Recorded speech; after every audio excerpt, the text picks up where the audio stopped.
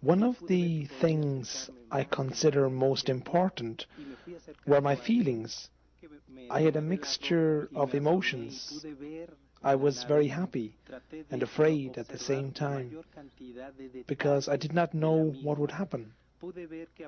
What happened was that I got to see the object very closely, and I was surprised, and I wondered because the object was very beautiful. I could see the whole dome. On the surface it had several cavities. They ranged from very small ones to ones with a diameter of 5 feet, and there were many of them. I was very happy to see all this. I could also see the red spots the ship had, and I could also see that the red areas were brighter than the yellow ones. I did not have my camera with me, so I tried to impress every tiny detail into my mind. It was all very surprising. So I went over the details of the ship for 2 or 3 times, still with a mixture of feelings from fear to happiness, when all of a sudden I felt someone touching my shoulder, and when I felt the touch I fainted. I knew I got caught. They knew I was observing them, so I was fainting. Que alguien me tomaba del hombro, y en el momento en que me sentí tocado por alguien, me desmayé, ¿sí? El haberme sentido descubierto, ¿sí? When I recovered, I first saw, and then I could hear, and at last I could smell, and what I smelt was the odor of the woods. And then I remembered what had happened. Once I remembered what had happened, I was shocked, because my clothes were completely dry. This meant that something else must have happened in between. Completely bewildered, I looked around. I looked down again to see the UFO, but it was not there anymore. It was completely dark already. I climbed down the hill on which I was, and I got to the road and finally to my car. It was difficult for me to find it, since there was no path down from the slope. Eventually I got into my car and turned on the lights, when I realized that there was another car parked in front of me, about 30 feet away, a red Volkswagen Caribe.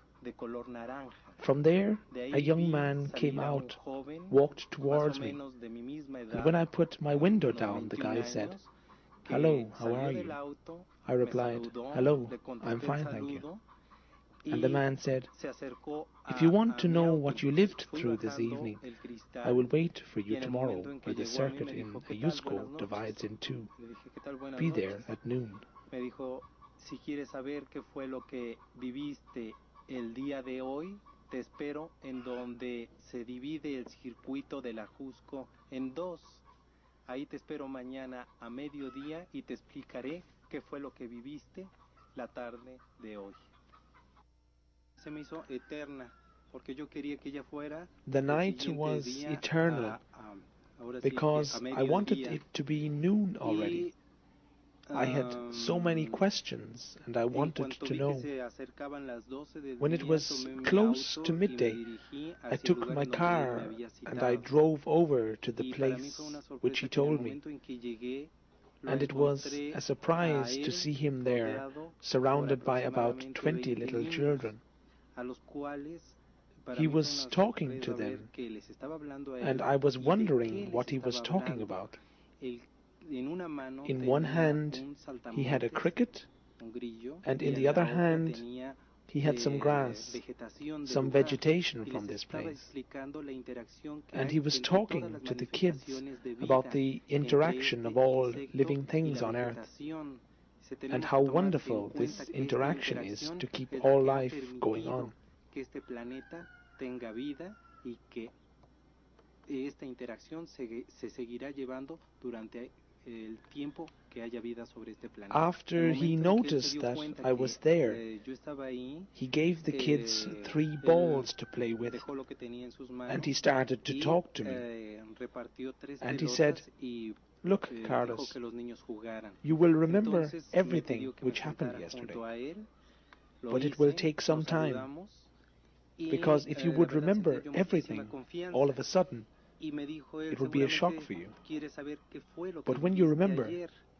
Dice, you know pero where to esto es find algo me. que irás recordando poco a poco, porque si lo recordaras todo de momento, sería verdaderamente un shock para ti. Me dijo, y en el momento en que tú hayas recordado todo, sabrás a dónde irme a buscar.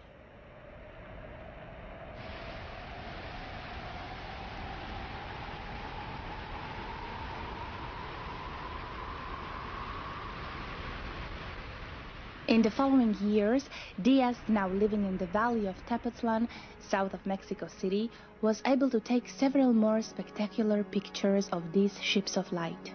But time wasn't right yet to tell the public, and so he kept them for himself, without telling anybody.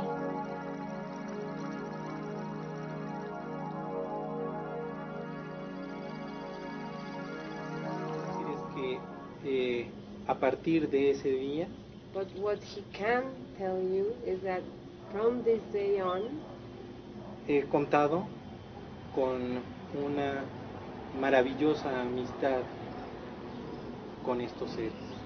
He has been having this great friendship with these beings. Una amistad que para mí merece todo mi respeto. A friendship that is based on respect. Y todo mi cariño. And all his love. Por lo que me han mostrado. For what they have shown him. De este nuestro maravilloso hogar. Oh, this is our wonderful home. Nuestro planeta Tierra. Our planet, Earth. Que como ellos me lo han dicho, as they have told him, es un verdadero oasis. It's an oasis en el espacio. In space. 10 years later, the sun was darkened over Mexico. During the eclipse of July 11th, 1991, thousands of witnesses saw strange craft in the skies. And one man, the prominent TV anchorman Jaime Maussan, got involved into the quest of his life. Well, there was a multiple sighting over Mexico. That day we had a total solar eclipse, an eclipse that occurs every 676 years. It's an eclipse of the series Saros, and it's very important in the history of Mexico. We didn't know that at that moment, but what people knew is that they were going to have a big show. They took their cameras out, and at least 15 people in Mexico City were able to record, besides the eclipse, a UFO hovering over Mexico City. These persons, Guillermo Arreguin, took the video to a newscast called 24 Hours that night, the July 11th night, and was presented as a strange object hovering over Mexico, but nothing else. Then, with that video, I went to the second program on Nino Canunu, and I asked the people, if you record the eclipse, please look carefully, because probably there is the same UFO in your tape. We received more than 50 videos. And in 15, we think there is the UFO, and we decided to check 6 of them, and we got exactly the same kind of object. It means that it is not the invention, it's not a hoax of one man, it's something that was in Mexico there. From that moment to now, I have been receiving videos from many people in Mexico, and so far we have collected more than 1,000, probably 1,500 videos. The Mayan Codex, the Códice de Dresde.